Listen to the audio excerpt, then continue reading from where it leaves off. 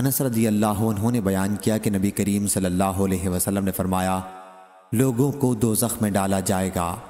دوسری سند خلیفہ بن خیاط نے بیان کیا، کہا ہم سے یزید بن زریع نے بیان کیا، کہا ہم سے سعید بن ابی عروبہ نے، ان سے قتادہ نے، ان سے انس رضی اللہ عنہ نے۔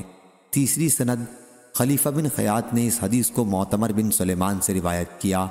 کہا میں نے اپنے والد سے سنا، انہوں نے قتادہ سے، انہوں نے انس رضی اللہ عنہ سے کہ نبی کریم صلی اللہ علیہ وسلم نے فرمایا،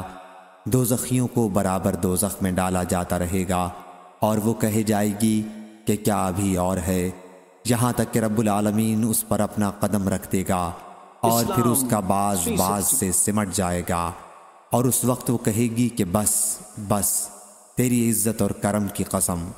اور جنت میں جگہ باقی رہ جائے گی یہاں تک کہ اللہ اس کے لیے ایک اور مخلوق پیدا کر دے گا، اور وہ لوگ جنت کے باقی حصے میں رہیں گے۔ صحیح بخاری حدیث نمبر 7384۔